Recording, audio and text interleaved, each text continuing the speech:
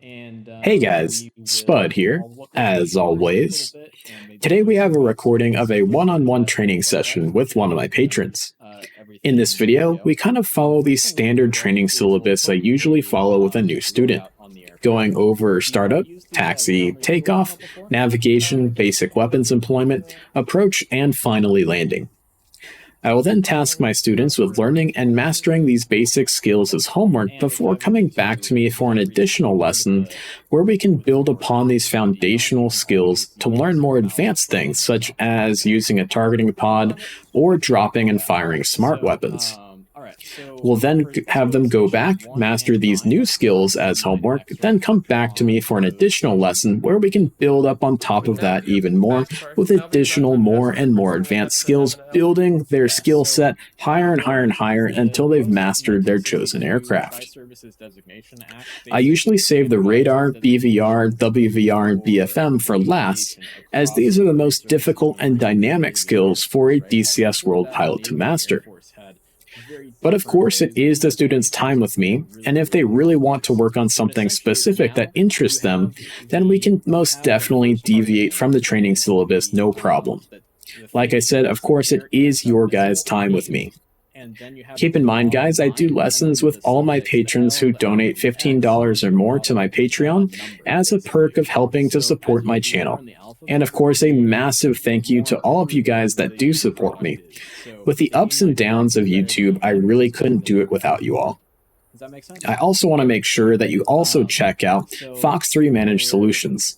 They are the best DCS World server provider out there, and for you, the user, it's completely seamless. All you need to do is upload your mission, unpause the server, and hop into and fly your mission with your friends, squadron, or air wing.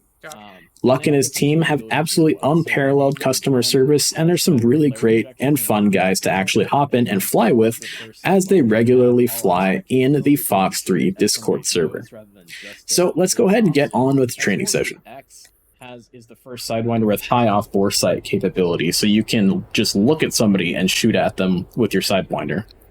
So that's the major differences there.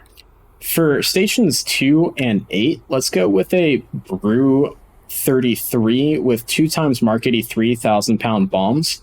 So that's going to be under bombs. The rack is the Brew 33. And then you've got with the 2 times Mark 83 GP bombs. 500 pound or if I... The 1,000-pounders. Okay, Mark 83 1,000 pound. Yep. Bombs... Mark 83, 1,000 pound. Okay. Yep. Sounds good. Okay, for stations 3, 5, and 7, let's go ahead and throw some fuel tanks on there. 3, 5, and that's a lot of fuel. Oh. Yep. Well, we're gonna need some on-station time today for the lesson. That makes sense. And for stations 4 and 6, let's put some A-120 Charlies on there.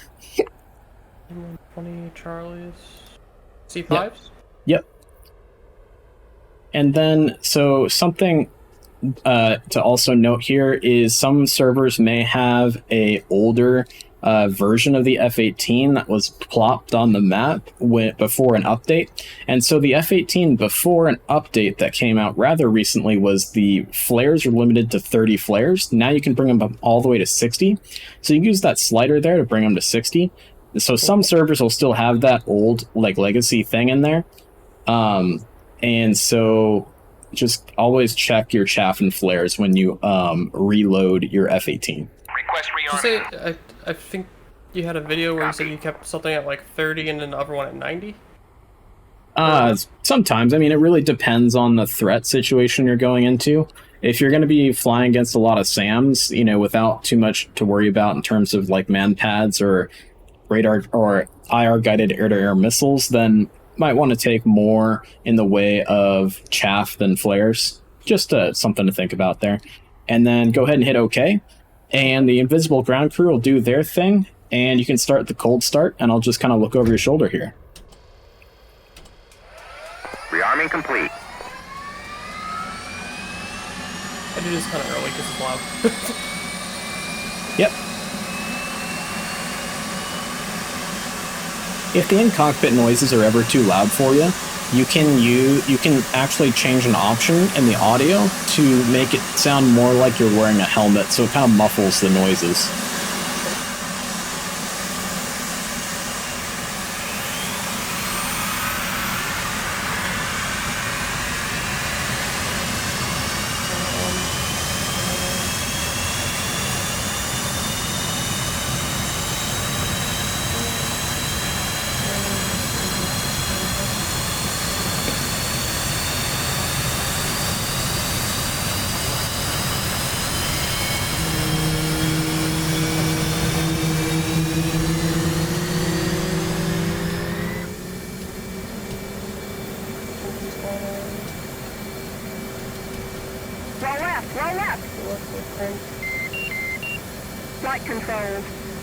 So typically in the F-18, you want to start your number 2 engine, which is that right-hand engine, first, but it's not incorrect to do the left-hand engine first. The reason why typically the right engine is started first is the emergency hydraulics, and the braking hydraulics are pressurized via the right engine, and then the left engine is more of an auxiliary hydraulic pressurization system. So it's always good to have that brake pressure right off the bat. But like I said, it's not incorrect, and you'll see F-18s in real life have their left engine started first. Yeah, I did the right engine, right? I thought it looked like you cranked to the left. I may have been looking at the wrong thing. Sorry about that. Oh, you're good. We should turn on in a minute. Oh wait. Oh, I forgot the on. You have to put the brightness on all the way and then the switch, right? It does. Yep, so it's just the on-off switch at the top, and then that MPCD down there is the brightness knob that you got already, which is good to go. Does the plane align with IFA while it's in the air? Does it need to stay stationary like the A-10? It's good to go, so you can actually start taxiing as soon as you throw it to IFA. It may take a little longer to get a full alignment, but it's totally fine, and that's why IFA is great.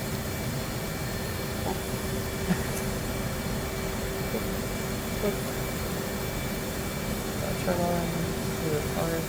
on and data link on. I don't know any of these bit failures. I don't. Yeah, so don't worry about the bit failures. That's not something you really have to worry about too much in DCS. I would just go direct to the FCS and then make sure you get the FCS reset.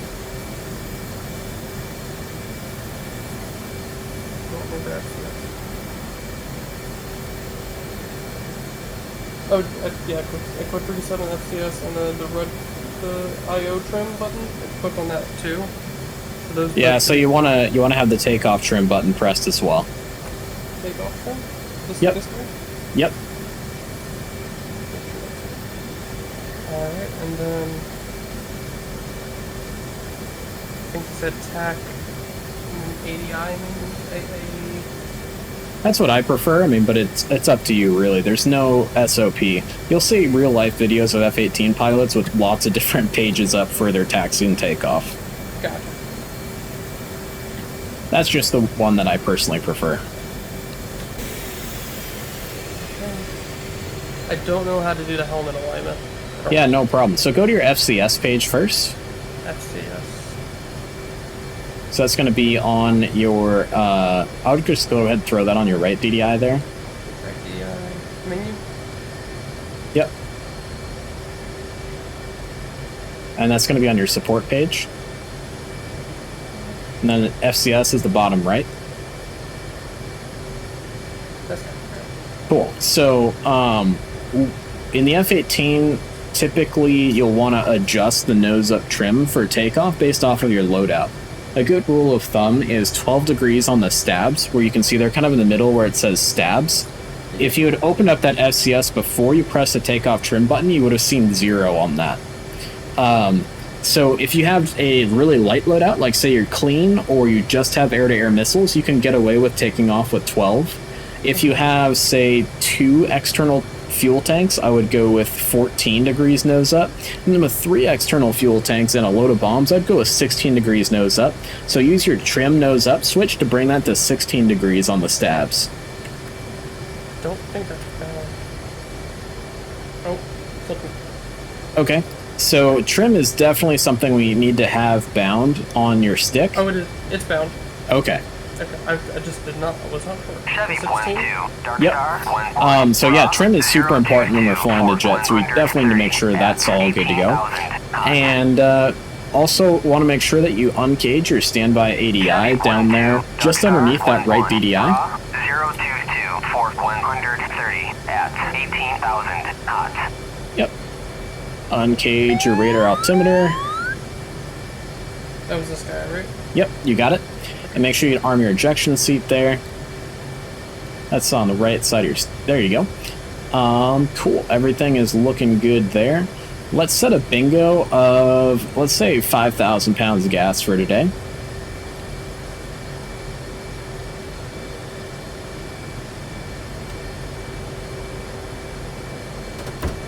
Okay. All right. And go ahead and throw... Let's see. Make sure you get your RWR turned on. So that's going to be on your MPCD. So it's going to be just underneath the MPCD. There's a row of black buttons. So, and it's hidden behind your stick. So you can click on the base of your stick to make your stick disappear. Yeah, there you go. It's that ALR67 power push button. There you go. And then we also want to take our ECM switch and put that to receive. And then you can take your dispenser switch, which is just to the left of that, either bring it to on or to bypass. For now, I'd go ahead and just throw it to bypass. Sweet. The dispenser switch I have, the ECM, okay. Then put it on standby? To REC for receive. Receive, okay. Yeah, so the F-18, along with almost every other jet out there, has these things called squat switches, which are connected when there's weight on the wheels, and that disconnects power to certain systems of the aircraft. That includes things like chaff and flare dispensers, the ECM equipment, the radar, all these things that you definitely don't want to have on and powered up on the ground. So that means that you can bring the systems online, but you don't have to worry about, say, pumping out a bunch of flares on the ramp or irradiating your ground crew with your radar, because those squat switches are going to take care of those things for you. And then moving on to that left vertical panel, just below the canopy jettison switch. Okay. So there you go. We want to make sure that we have our hook bypass set to field, since we're at an airfield for today. That's that bottom left switch. There you go. Flaps need to be set to half. And then we go ahead and turn your landing taxi light on. And there you go, you got the parking brake, that's awesome. So anti-skid switch down there is also important. So if we're on an aircraft carrier, we definitely want to have the anti-skid turned off. If we're at a airfield, we definitely want to have it turned on. The reason being is if you're on an aircraft carrier and you start to skid, you don't want that anti-skid to release brake pressure, because you could accidentally taxi over the edge of the carrier. But if you're on an airfield, you definitely want anti-skid turned on to make your brakes more effective. Moving on down to your throttle quadrant. Oh, okay. So behind the throttle, we've got a knob labeled position lights and formation lights. We want to make sure that the position lights are turned on. So that's, you kind of see it hitting behind the throttle there. It's outboard and just forward of the throttle, where your hand actually sits on the throttles. There you go. So formation lights, we don't want to have those on after sunrise or before sunset, but the position lights, we definitely want to have those turned on. Sweet. All right. Moving aft of that, you can see our APU automatically shuts off. With both engines running, after 2 minutes of running the APU, the engine will automatically shut off. The APU it stands for Auxiliary Power Unit. It provides bleed air to start your engines as well as additional electrical power. So if you ever lose an engine, like say you lose it due to battle damage or there's a malfunction with the engine, you can always turn the APU on in flight in order to get more electrical power to the airplane. And then moving after that, you got your oxygen switch. Do you get your oxygen turned on? Oh, no, it's back here. Yep, so your OBOG switch, make sure that's set to on, otherwise you'll suffocate if the cockpit loses pressurization. And cool, that's basically about it. One thing, do something for me. Click on the data link push tile on your UFC. Data link? Yep. Okay. And click on it one more time. Okay. Click data link one more. Yeah, there you go. We need to turn on that second page as well. So go ahead and hit the on-off button. Make sure you press and hold the on-off button for like a second. There you go.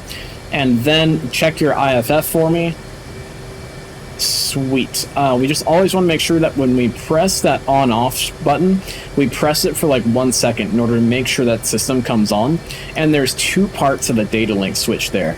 So the data link push tile, when you first press it, goes to your carrier data link for basically automatic carrier landing, which you're not going to use all that often in DCS because, and honestly, it's fun to land on a carrier by hand.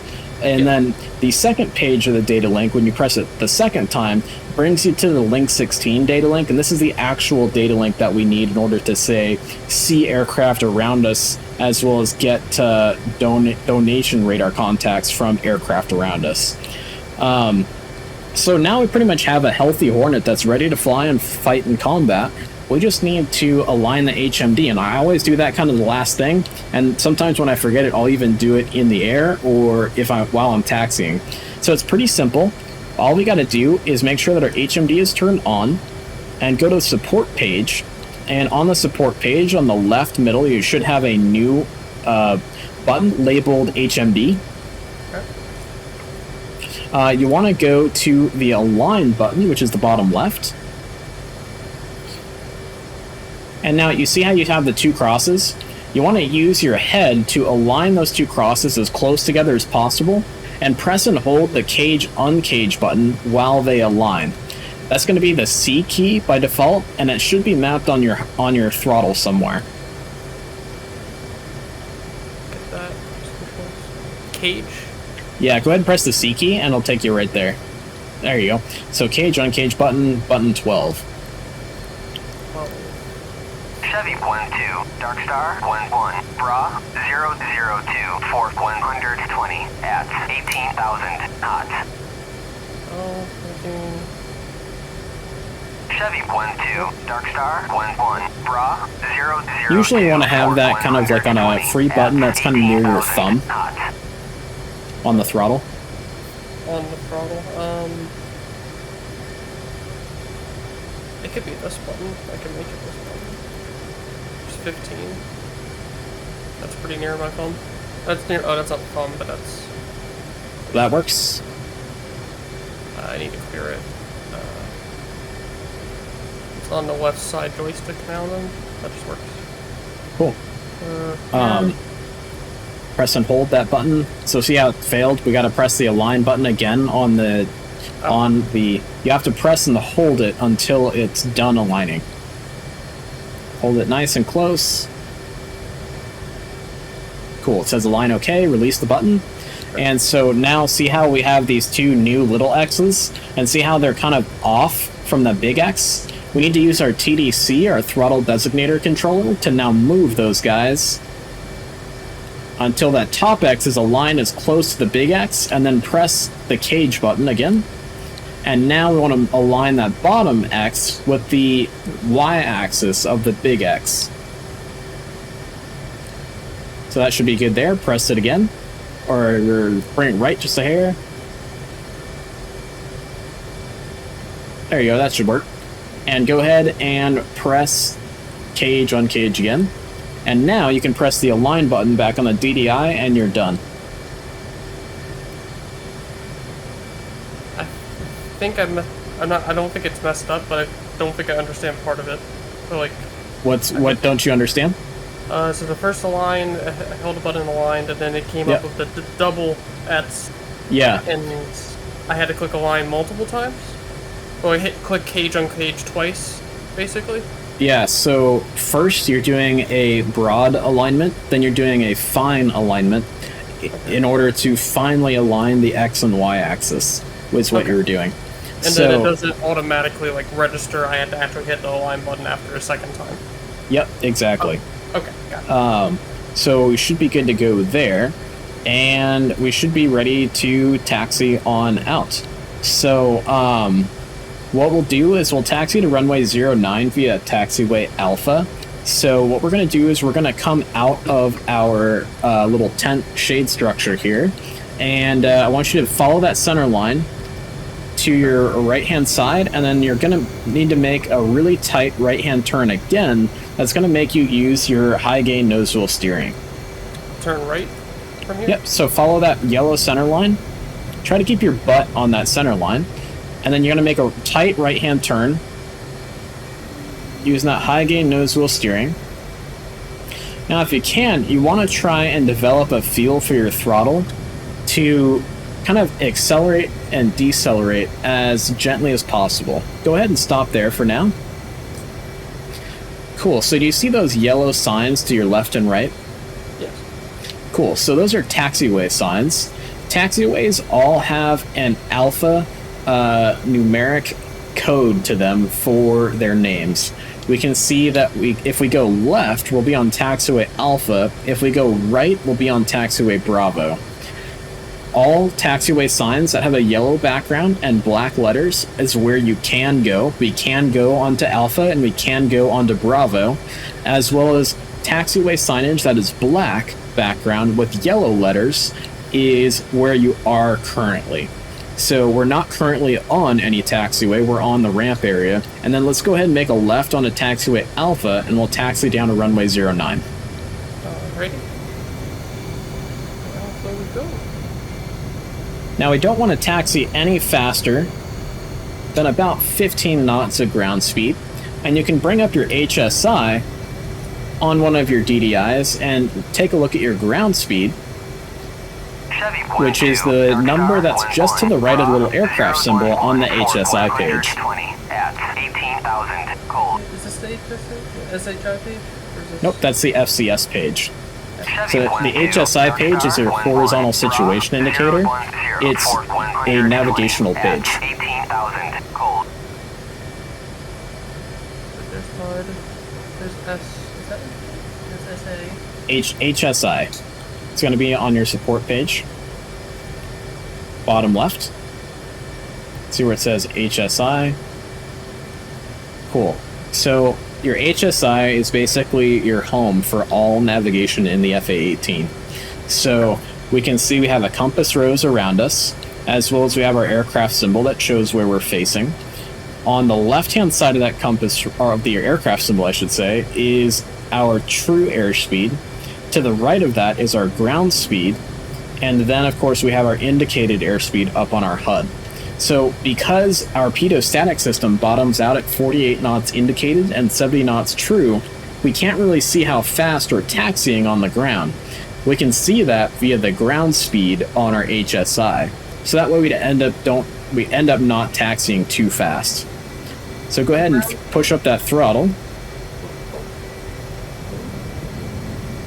Okay.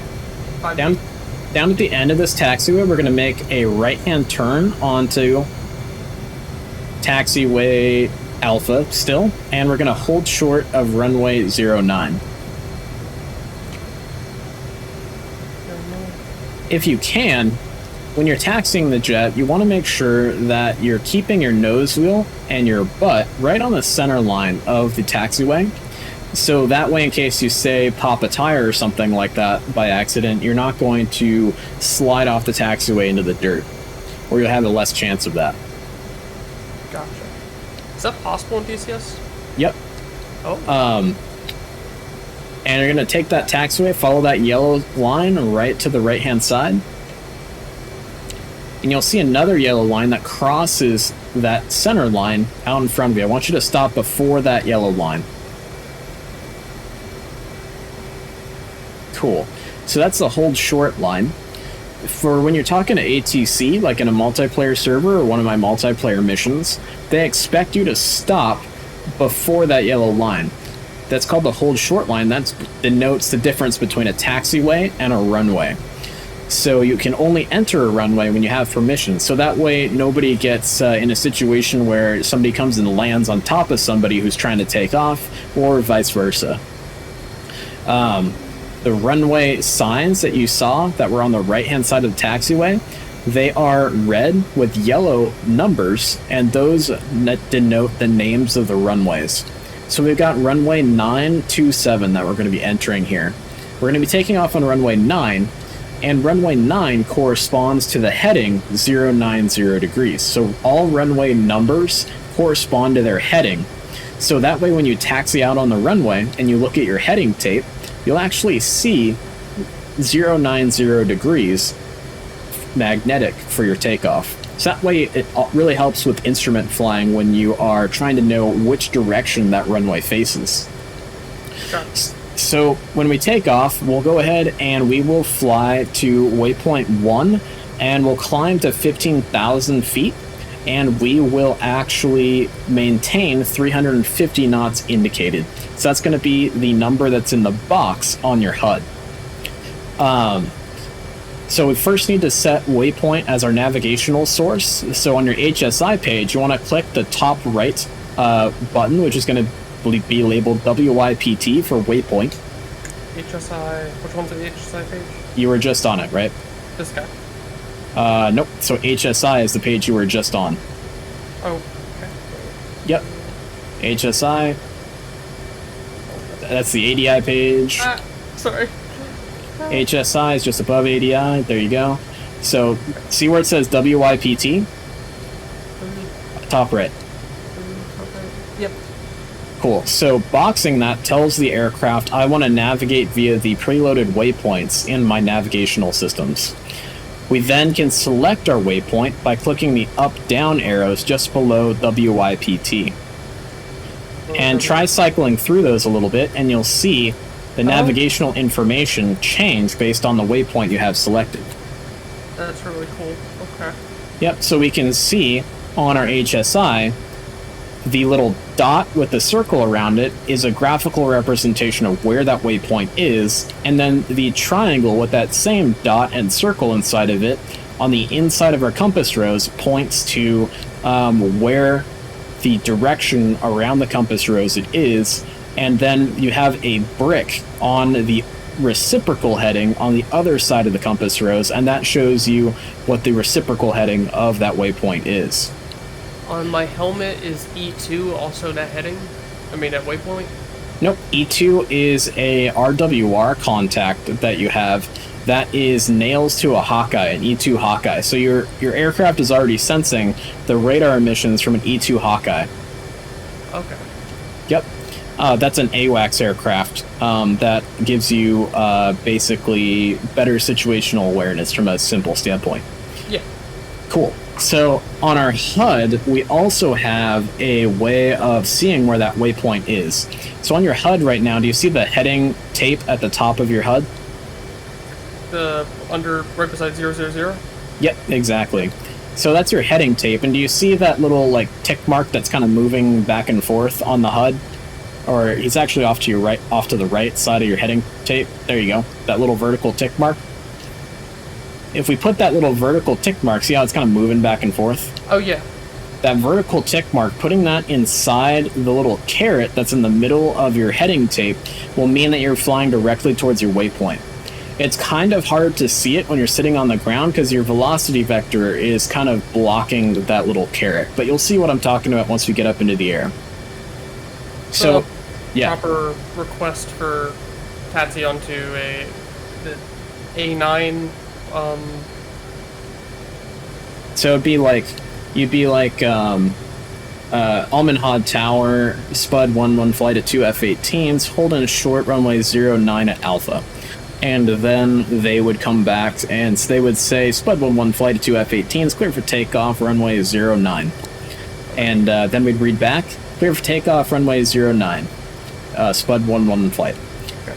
And so we can go ahead and line up on the runway.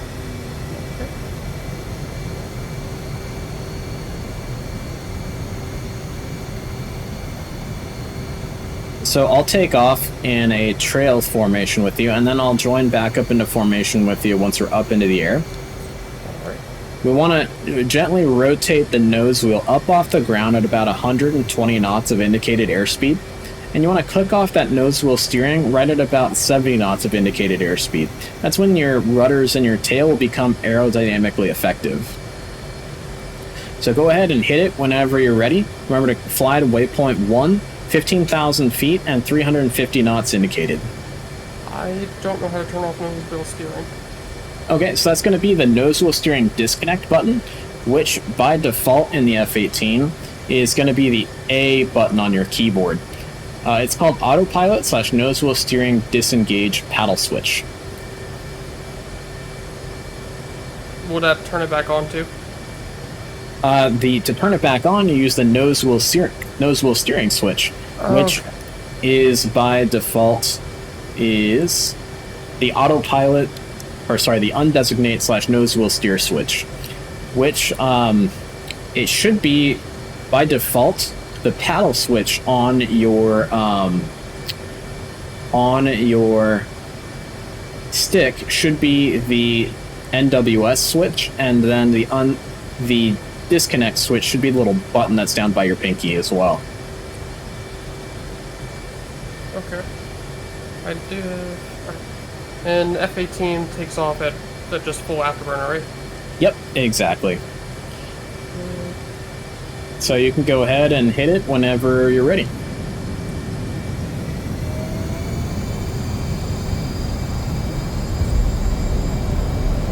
Like that. You said 120? Yep.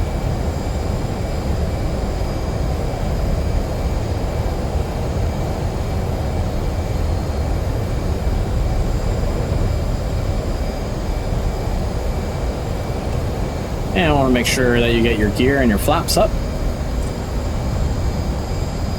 Looks like your gear is up. That's good. Flaps are up as well. Sweet. Maintain 350 knots. Yep, 350 knots. And when you're leading a formation, it's usually good to be about, I would say, about 7.5 degrees nose up like this is really good on the pitch ladder, so that's perfect. For the pitch ladder, that middle dot gives me, so I'm in the middle of 5 to 10 degrees, so I know I'm in 7.5 right now. Yep, exactly. Okay. Faster.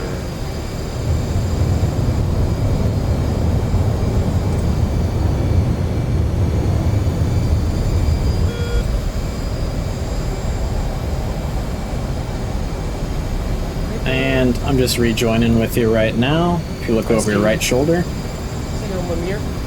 Sweet.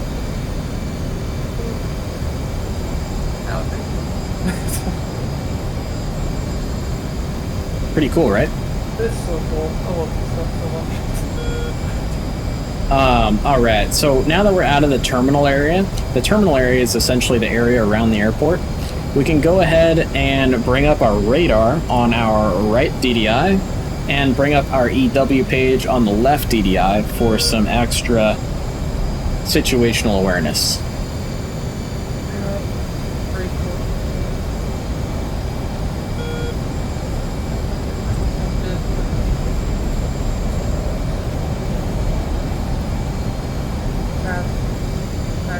There we go. And then, what setting do you want on the left HUD? On the left DDI, we want to have our EW page up. Chevy 1-2, Dark Star 1-1, Bra 033, Fort 130 So we're at 18,000 3.2 miles from waypoint 1. Once we hit waypoint 1, I want you to fly me to waypoint 2. Chevy 1-2, Dark Star 1-1, Bra 033, Fort 130 at 18,000 knots. Are we? Oh, I see the dot now. Okay. Yep. Am I banking too hard? Yeah, so remember that when you're flying with a wingman, you want to make sure that you are doing everything nice and gentle, nice and smooth.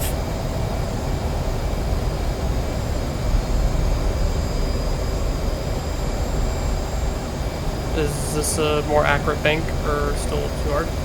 That's fine.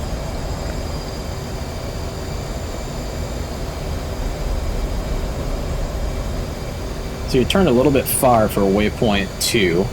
So make sure you have waypoint 2 selected. You can see, there you go, you got waypoint 2 selected, so, or come left, waypoint, you got waypoint 3 selected actually, so make sure you have waypoint 2 selected. How do I, it's under support, that's not Remember, it's up on your your MPCD between your knees too. Oh yeah. Don't forget that screen. Cool. Alright. Gentle right turn. Yep. Thank you. Wait.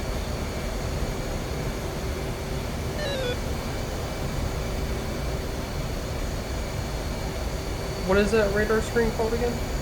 It's called your radar attack page. Radar. Oh, the one in the bottom screen. Oh, that's not a radar. That is it's basically your navigation page. It's called your HSI, Horizontal Situation Indicator. HSI. Yep. That same display is in almost every aircraft ever built, whether it's a digital version like we have or an actual physical dial.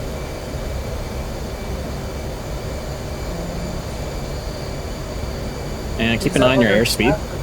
Is that under TAC or support? That's under support. Anything weapon related is going to be under TAC. Anything navigation or systems wise is going to be under support. Keep an eye on your altitude and your airspeed. 15,000 feet or 10,000? 15,000. And so bring it up to 15,000. Once you get leveled off and you're at 350 knots, we'll talk about the autopilot.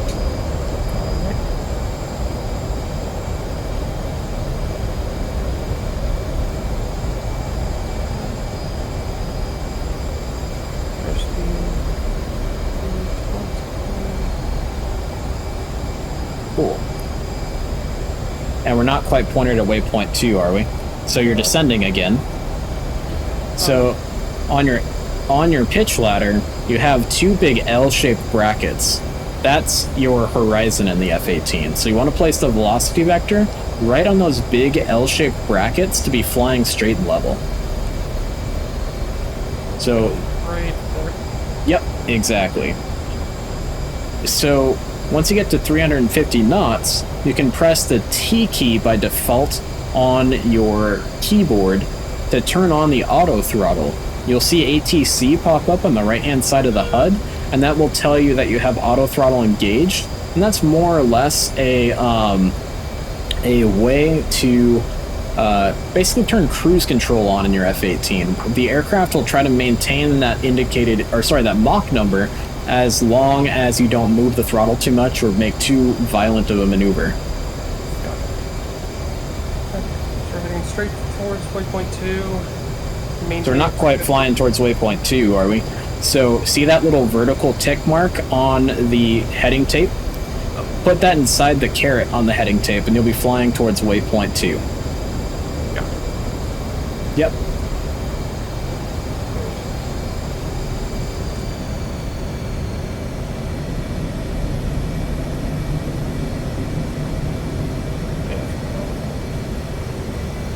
A little too far to the right, right? So do you see that little vertical tick mark on the heading tape? I see now. Yep. I think I do. Right here. Yep. Or at least very close. 030. Yep. Yep, exactly. So you just want to have that inside the caret, and once that's inside the caret, you know you're flying directly to where you want to go. Okay. Alright. So, go ahead and turn on auto throttles at 350 knots. I have it on, but it's just slightly too fast. Okay, no problem. We'll just work with it. Alright. So, Your autopilot modes are on your UFC when you press the A/P for autopilot. And you've got a whole bunch of different modes that pop up on your ODU. The two most simple ones and the ones you'll use the most are going to be ATTH for attitude hold, which will hold basically whatever attitude you have the aircraft at, which is great for, say, a prolonged climb or a prolonged descent, or even a prolonged holding pattern, something of that nature. As well as BALT. BALT is barometric altitude hold. That's going to maintain your current altitude. So go ahead and set BALT on. Where's the out? I'm sorry. So hit the A/P push tile on your UFC. UFC is the keypad in front of you. It's right there. Okay. A/P. Altitude. Yeah, go ahead and hit BALT. Okay. And you know it's turned on when you have that little semicolon pop up to the left-hand side of the letters themselves. Gotcha. Okay. Yep. And then, and looks like we got traffic at our left at our 11 o'clock high. Do you see him? Yeah, I see him. Okay. All right. So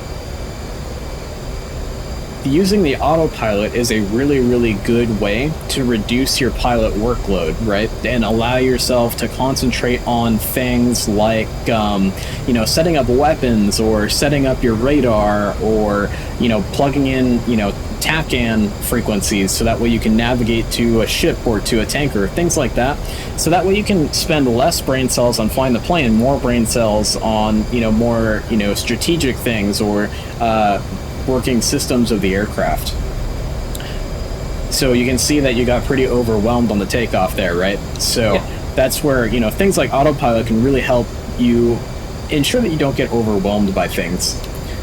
All right, so coming up on waypoint 2 here, we'll attack targets at Greater Tomb Island, and let's go ahead and start setting up for that. So let's go ahead and go to air-to-ground master mode on the left-hand side of the cockpit there.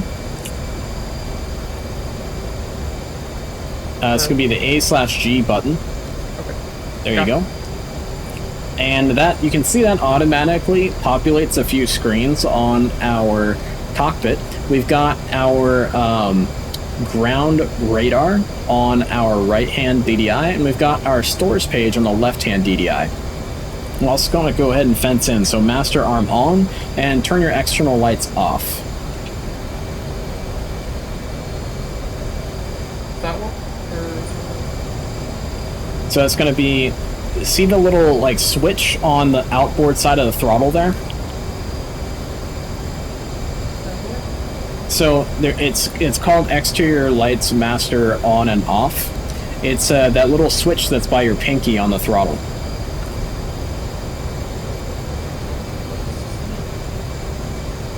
So the outboard side of your throttle, on your Warthog throttle, there's a little metallic switch. That's an... That's good? Yep. Yep, exactly. So if you look out at your wings, you should see your external lights are off. Oh, okay. Cool. Yep. And that switch there is important, right? Because you can actually give your wingmen nonverbal signals by flashing your light. So that's why there's a master exterior light switch. So you can almost do like, you know, signal giving with your external lights, which is pretty useful. Yep. So now we got to set up the programs for our weapon release. So we're going to select our 83 Bravo at the top of our weapon selection list there. So that's going to be at the top of the stores page. That guy there. And then we need to set up our drop mode, which will drop in CCIP mode. So you want to click mode and click CCIP. And then for the fusing, for the M fuse, which is the mechanical fuse, we want to set that to nose. And then for the electronic fuse, which is E fuse, we want to set that to instant. Yep. For different weapons and different configurations, you may want to change and do, say, a delayed impact fuse. So that way you can let that bomb dig into the target before it actually explodes. That's great for, you know, underground bunkers and things of that nature. Cool, so we got that set up and good to go. And we'll go ahead and we'll set up a little holding pattern around waypoint 2 here. So when you have the aircraft in barometric altitude hold on the autopilot, your stick goes into what's called steering wheel mode, where all you have to do to get the aircraft to turn is just move the stick left or right as desired, and you can actually make the jet just fly a nice big circle very, very easily. So let's go ahead and enter a little right-hand orbit over the end of the Omani Peninsula here. And I'll just fly it in formation off of your right wing. Cool, cool. And good to go there.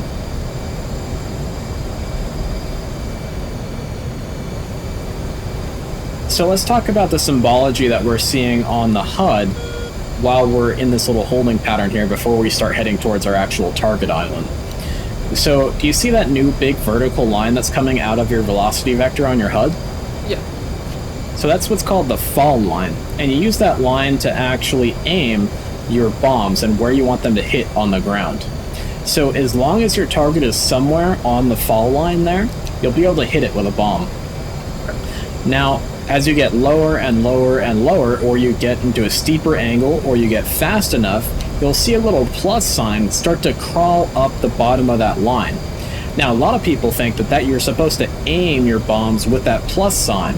That plus sign is basically just your timing device. When that plus sign crosses over your target, you want to then press the pickle button, which is the weapon release button. A lot of people call it the pickle button.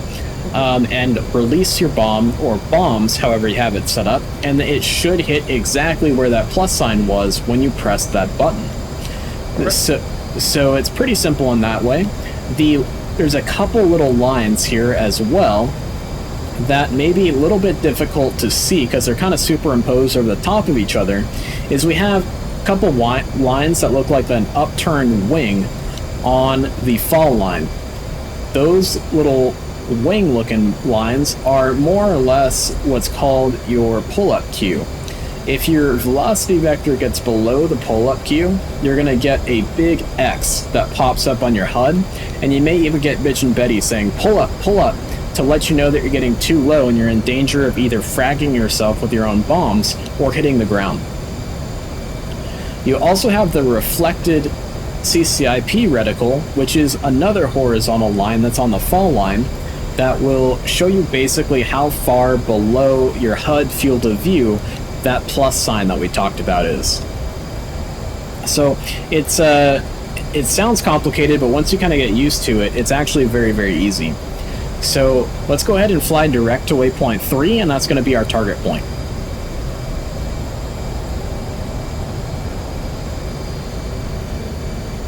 So you can go ahead and roll the jet a little bit further.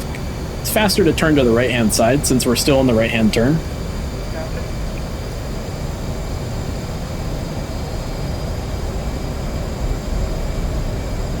One thing we can also do that's definitely helpful is we can actually set waypoint 3 as a target point, and that'll allow us to see the target on our HSI as well as through the field of view of our HUD and through the field of view of our HMD.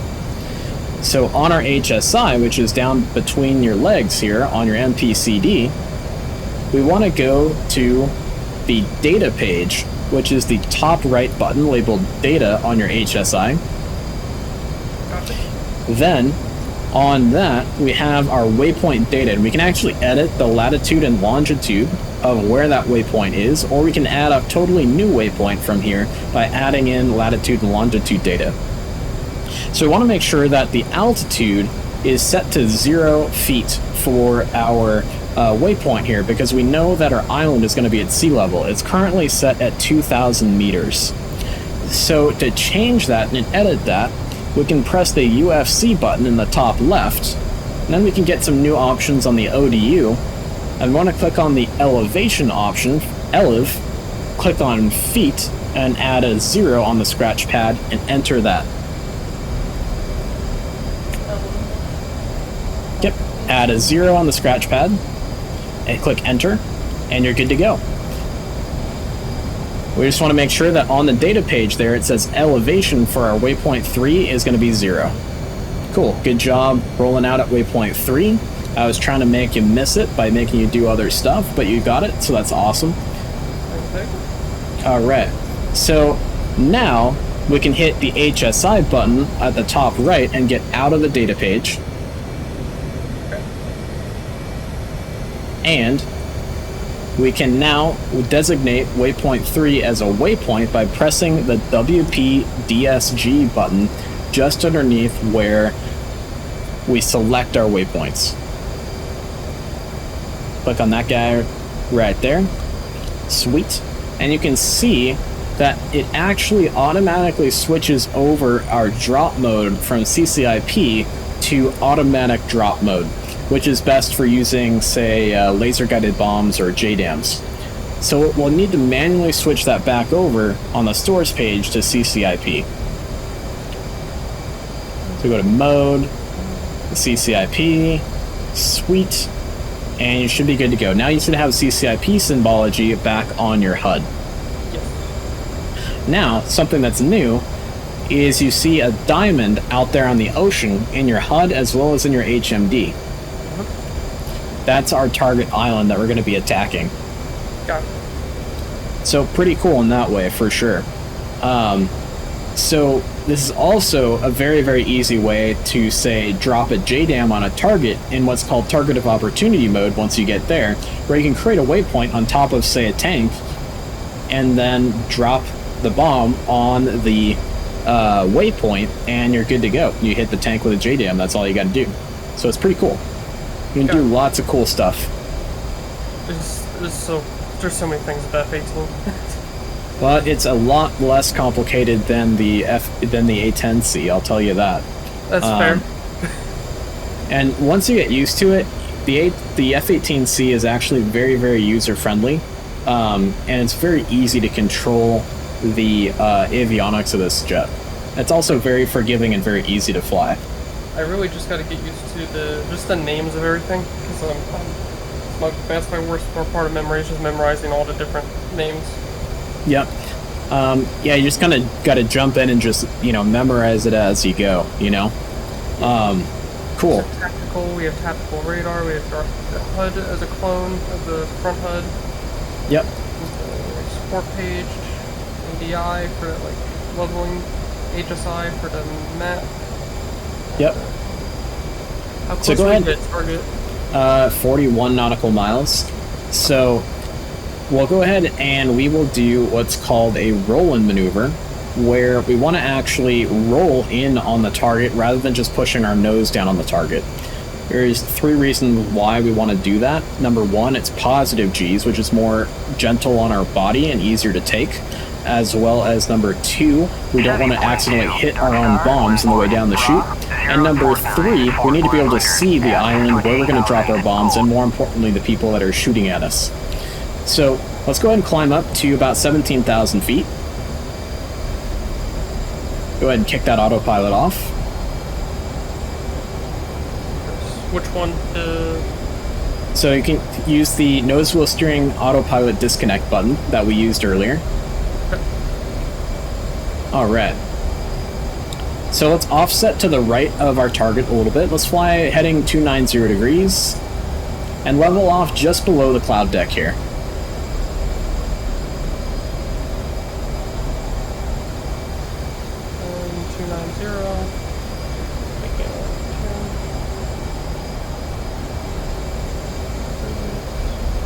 Alright, so now with your HMD you can still see the target diamond if you look off just to the left of your HUD. Yes. Cool. Pretty cool, right? Alright, so a roll-in maneuver is where we wait for the target to touch the canopy rail from our perspective sitting in our ejection seat.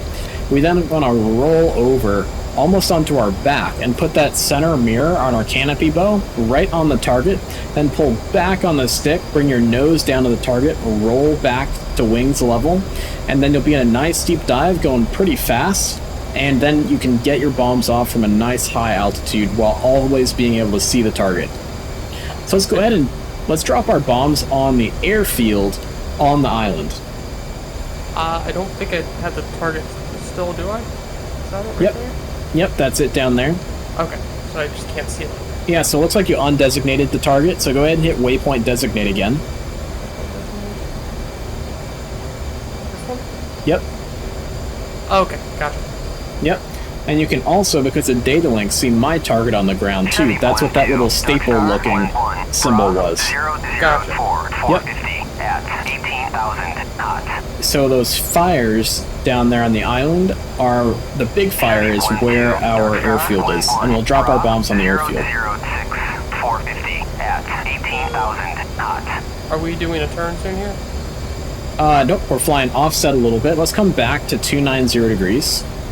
So we're flying offset, so that way the target doesn't disappear over our nose, and we're set up for a nice roll-in maneuver on the target. Let's see over there, isn't it? Yeah.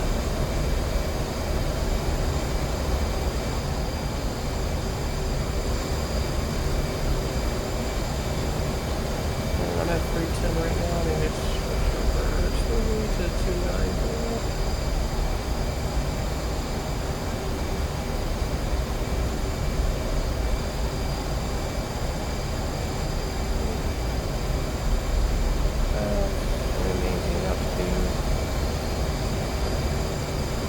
So keep an eye on that heading. So look for your target down there. I won't let you hit me. So find that airfield down there on the island. I see it. Okay. Cool. So we're going to wait until that airfield touches our canopy bow, and then we're going to start that roll in. So give it a little bit. Be nice and patient here.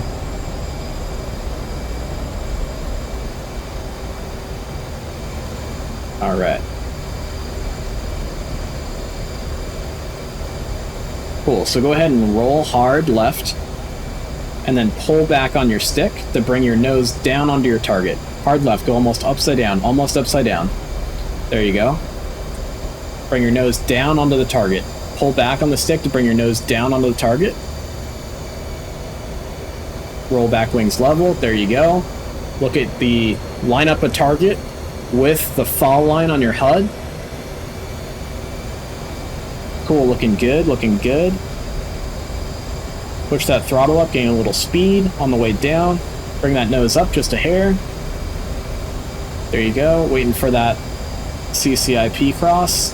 There we go. Now when that cross crosses over the runway, drop the bomb on it. Nice. Cool, nice job. And then pull off the target. Get out of there. Everyone down there shooting at you.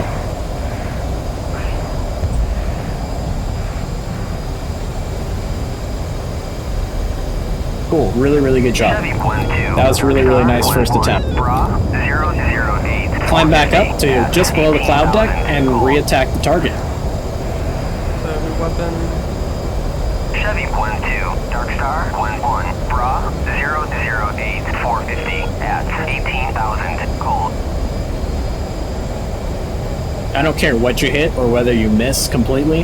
It's just about getting and understanding the aircraft and what's happening with the aircraft and the symbology you're seeing on the HUD. Make sense? Yes. Cool. So you already have the weapons selected.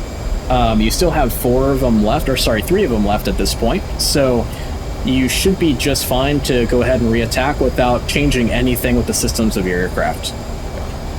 Yep.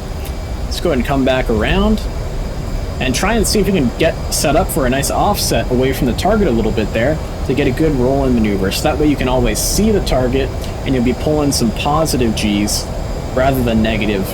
Those positive Gs also protect you from accidentally running into one of your bombs if you accidentally release one too early. Chevy 1-2, Dark Star 1-1, So Bra I'm doing a dive 358, and 450 Yep. at 18,000 knots. I don't actually see the targets. Should I be able to see them from this distance? Chevy Nope. 1-2, There are some helicopters on the ramp area there. So if you wanted to hit that, you can. 18,000 knots. In this altitude, you're more going after area targets, like, say, a runway.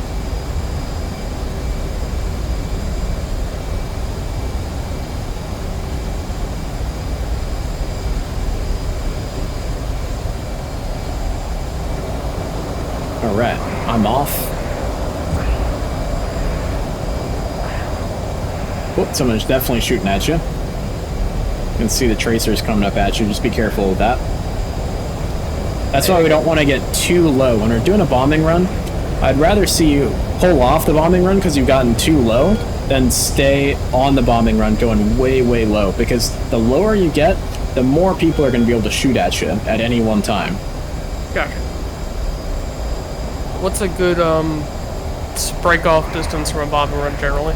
I would generally try to get your bombs off by at least 8,000 feet, if not higher. 8,000 feet, got it. Am I out of bombs? Are you? Nope. Make sure you get 83B selected, and it should... Oh, are you out of bombs? Let me look. Can't click. Yep, so it looks like you are out of bombs. So keep in mind that when you're trying to drop one at a time, just one press. If you press it multiple times, multiple bombs will come off. Oh, okay. So I did multiple. Yep. That's okay, though. I'll go ahead and get rid of my remaining 2 bombs. But do you understand the technique here and how to actually drop those bombs? Yes. Cool. That's what we're looking for. The systems make a lot more sense than they used to. Yeah, well, that's good. That's what we're looking for. Alright, so one thing that they teach all pilots who are doing any kind of aerobatics or doing any kind of upset training where your jet gets into a strange orientation and attitude is how to recover from a either nose high or nose low attitude. So the best way to do that when you're way nose high, like say you're climbing up away from the target here and you're trying to claw back as much altitude as you possibly can as quick as you can, rather than pushing forward on the stick, roll the jet to almost a knife edge and you'll see the nose of the jet naturally come down to the horizon. And that way you don't have to worry so much about pushing that stick forward. If you were flying the real jet, you'd really, really dislike negative G's. They kind of suck. Yeah. Basically trying to keep positive G's. Yep. At all times. Yeah, exactly. So the jet is stressed for positive G's. Like, I believe the F-18 is stressed for 7 G's positive and only about 3 G's negative, if I remember correctly. The Tomcat's even worse than that. So the more we can pull positive, the better. Yeah. Alright, so I'm going to go ahead and reform up with you. And let's go ahead and swap over and let's fly towards waypoint 7. That'll get us nice and lined up for the runway back at Ullman Hob.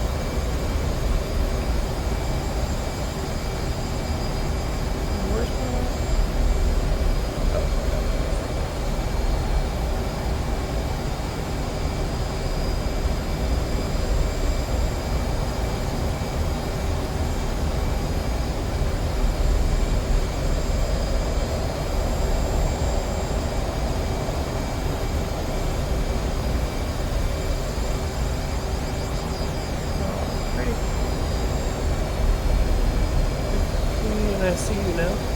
Yep. I'm just trying to fly an intercept on you to rejoin with you. Okay. Be going about... We try and get to 350 again. That would be good.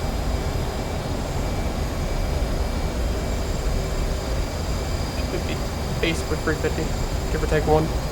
Yep. So a good tactical airspeed to be at in the F-18 is somewhere around or above 400 knots. But when you're just cruising, 350, 375 is pretty darn good and very efficient.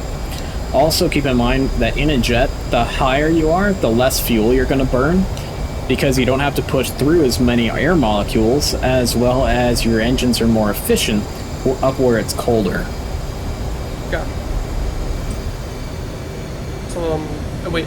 Regarding that for altitude, what is the optimal altitude for an F-18 to go supersonic? Definitely not sea level. Yeah. We'll talk about that in a sec here. Let's go over as I get into formation with you. Fly me to waypoint 7 and just go ahead and throw your autopilot back on, and we'll talk about another important thing that I want to get across to you before we go over flight performance advisory page. So let's go ahead. Cool. Autopilot should be on. Sweet. And I am back with you now. So, let's talk about how to selectively jettison ordnance from your aircraft.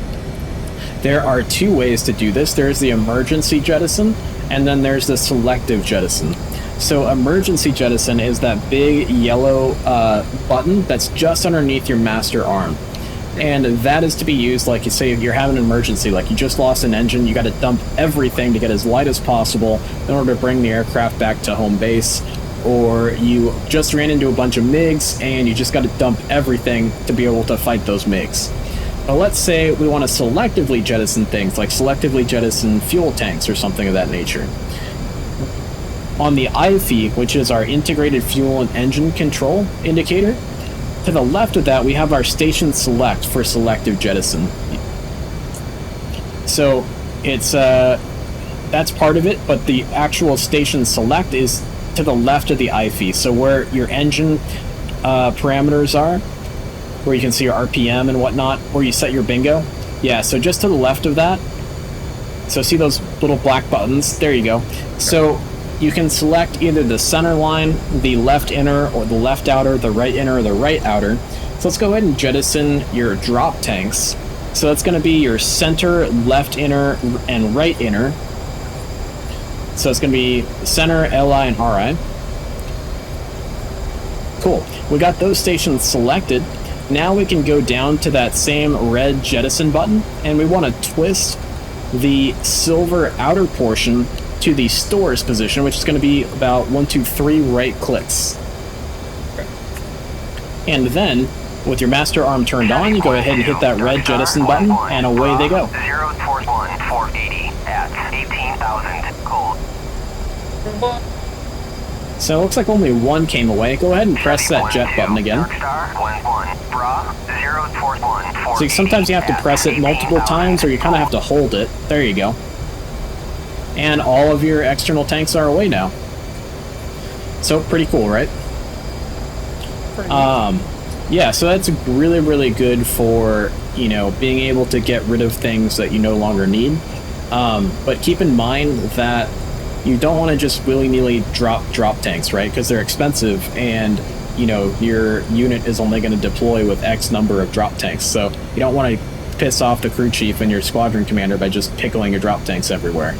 Yeah, it makes sense. But if you're definitely, you know, in a situation where you got to get rid of that weight or got to get rid of that drag, knowing how to jettison stuff is very important. Okay. So there's a new page on your support page labeled FPass, which is just to the left of the menu button. And this is the page where you can see the things that you were kind of asking about regarding flight performance, where... On support page, yeah. So above that horizontal line in the middle of the page is where you see everything related to your current, what's happening right now with your aircraft. Everything below that is your optimal. So do you know the difference between range and endurance in an aircraft? I do not. Okay, so optimum range is how far you can potentially fly, and optimum endurance is how long you potentially fly. And it seems like they'd be the same thing, but they're actually not. So you can see there, like say if we wanted to fly optimum range right now, for my jet, because I still have external tanks, I would want to fly to Mach of 0.83 at an altitude of 39,000 feet. Whereas yours is probably going to be different since you punched off all your tanks and you're a lot less draggy. That make sense? 8.3, 30,000. Okay. Yeah. So, that is kind of, you know, a broad overview of that page. It can be very, very useful. Like, say, if you are flying a mission and now you're low on gas and you got to find a tanker, or you're trying to get back to the carrier or something of that nature, you can see exactly how the parameters of how you should fly at altitude and airspeed in order to get the best performance out of your aircraft. So it's really, really nice in that way. All right. So do you see the Palm Islands out in front of us on the shoreline? Mm-hmm. Our waypoint 7 is going to be right on top of that big Palm Island on the right-hand side. And once we fly over waypoint 7, it'll get us nice and lined up for a straight-in approach for runway 9 back at Alman Hob. Okay. Have you done any kind of landing on the Hornet at all yet? I've done a few landings. I don't know if they've been good landings, but I didn't blow up, so that's a good sign, right? Okay, yep. So the F-18 is pretty darn tough, but basically we want to try and touch down right about 145-ish knots. If you're a little heavier, that might be a little bit faster. If you're a little lighter, that might be a little bit slower. But basically, we want to make sure that we're at the correct angle of attack for landing. And the way we can see that is when we have the gear and the flaps down, there'll be a little bracket that looks like an E that we want to have our velocity vector inside of. We can also see that angle of attack on the angle of attack indicator on the left-hand side of the HUD. If we have a nice orange donut and we have our velocity vector right inside that E bracket, then we know we're at the correct airspeed and angle of attack for landing. Okay.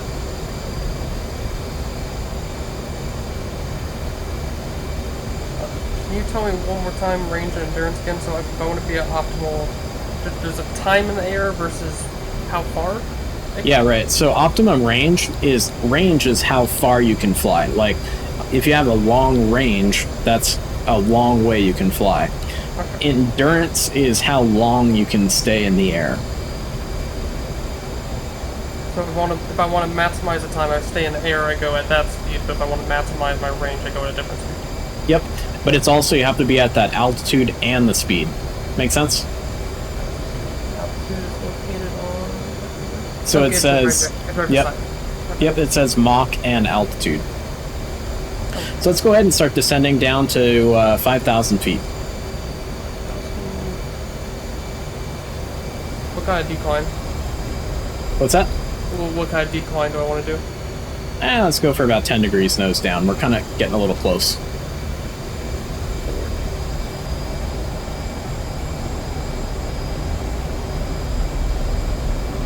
If you can, try and pull back on the power a bit to try and maintain that 350 knots. And if you can't, maybe even pop out that speed brake.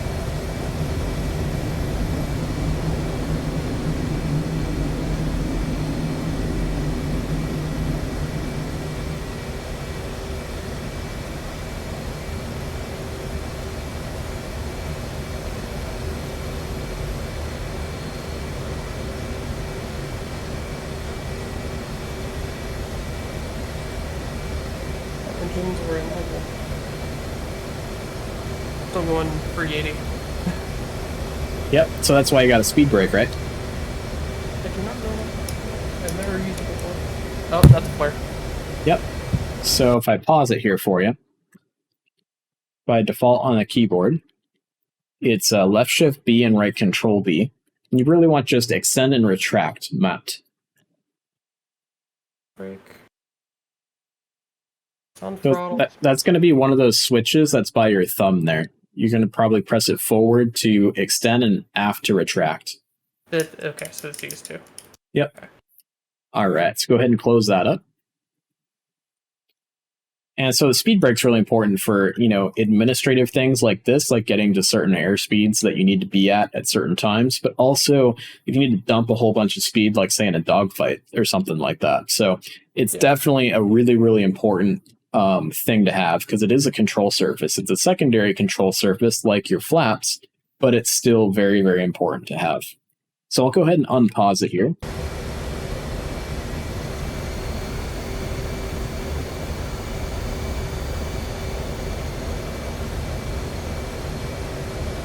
And go ahead and start turning nice and gentle towards waypoint 8. That'll bring us nice and lined up with the runway. Watch your altitude. We're coming up on 5,000 feet.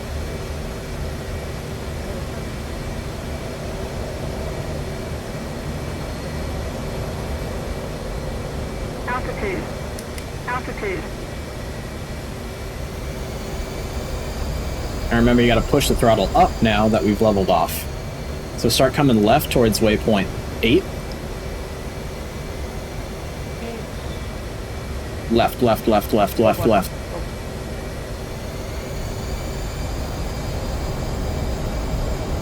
Oh, I'm on waypoint 7, that's why.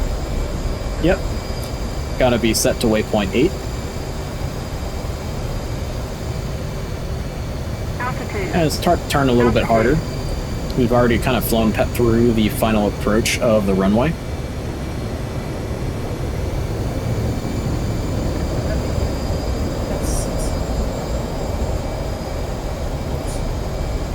Keep an eye on your altitude. You're way below 5,000 feet, but at this point we need to descend to 2,000 anyway, so we'll just keep it coming down to 2,000 feet.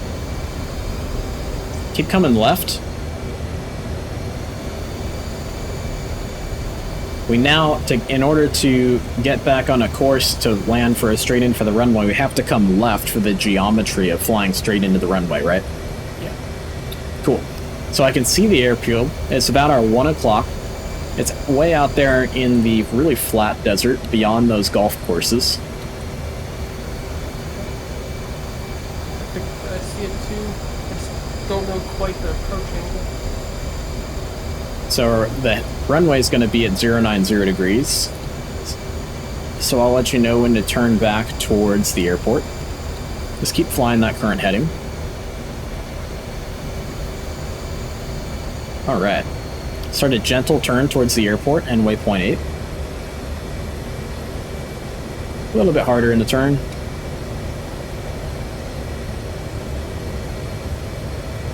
There you go. See the airport out there? Yep. Cool. All right, let's start slowing down here.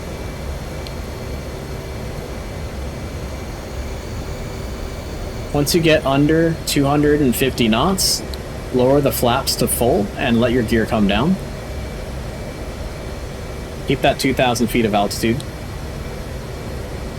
We don't want to get too low too early.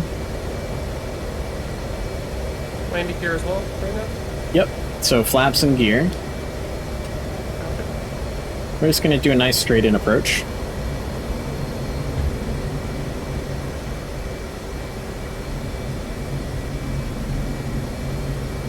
And make sure you keep that velocity vector on the horizon for me. Nose up trim if you need it. And start to bring in some power once you get to 150-ish knots or so. And nose up trim till you get the velocity vector right inside that E bracket. Don't pull the nose up, just give it a little nose up trim. If it won't go up into the E bracket, just slow the aircraft down a little bit more nose up trim. Does the F-18 kind of glide at 150, basically? It doesn't glide, but it's 1.3 times your VSO, so that's your stall speed with your flaps and gear down. So that's basically where you want to be for your landing. So a little less power.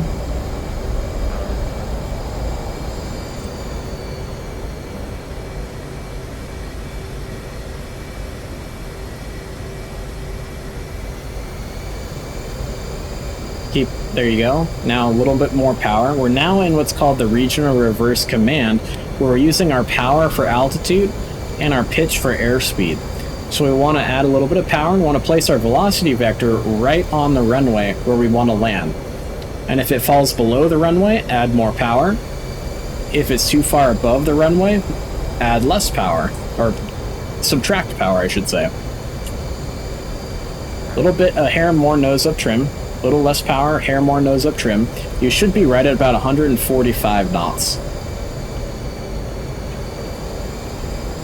See how the velocity vector is way up there now? It's because you're too fast.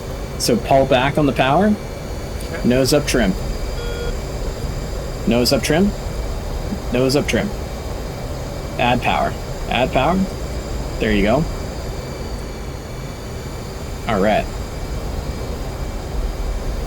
Make sure that velocity vector is right on the runway. Keep it on the runway. Add power. Add power. Okay. Lots of power.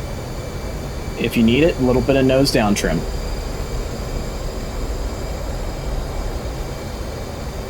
We just want to keep that velocity vector right in the center of that E bracket. And then keep the velocity vector right on the runway. You're lined up on the taxiway. The runway's on the left. Oh.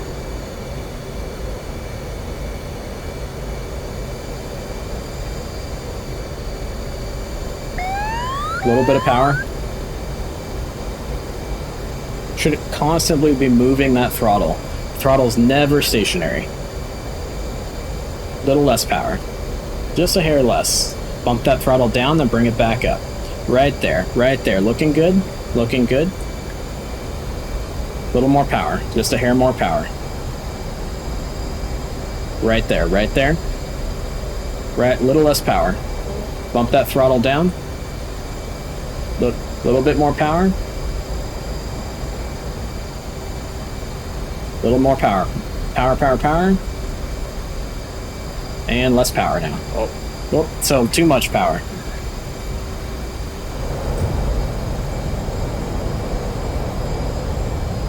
There you go.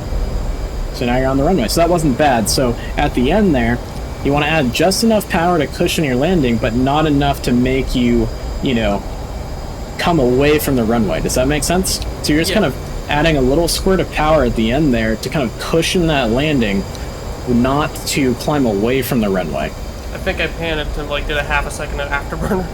Yep, so that'll do it, right? So, and that throttle needs to be moving the whole time.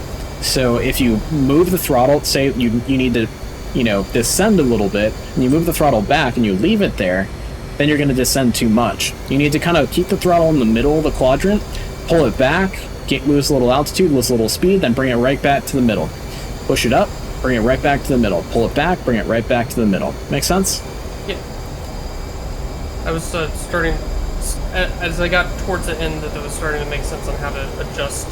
Yep. So the biggest thing to practice is don't even worry about the landing. The biggest thing to practice is to get that on-speed AOA. So, you know, be up at 5,000 feet, fly nice and straight and level, and if you can keep flying nice and straight and level, you slow the aircraft down, then bring the flaps down, then bring the gear down, and then add some nose-up trim as the airplane gets slower and slower and slower, to the point where you get the velocity vector in the E-bracket, but your stick is in the center, you don't have to move your stick at all, then you're good to go.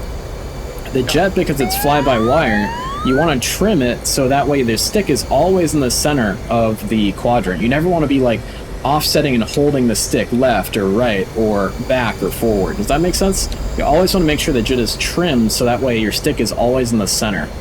And that will make it nice and easy for you. Thanks. But really, and being on speed AOA with that nice E-bracket and your nice amber donut is what carrier landing is all about. Because you need to make sure your hook gets in the right spot on the landing area of the runway in order to grab a wire. If it's not at the right angle of attack, your hook will either miss the wires or skip over the wires. So if you got to make sure you're in that nice amber donut. When I was doing my first runs of trying to land on the aircraft carrier, I missed a wire at least 4 times. Yeah. It's not easy, that's for sure. It's probably the second hardest thing to do in DCS, besides air-to-air refueling. Cool, man. Well, I hope that was helpful for you. Very. I know a lot more than I used to. I just gotta keep reinforcing it so I don't forget it. Yeah.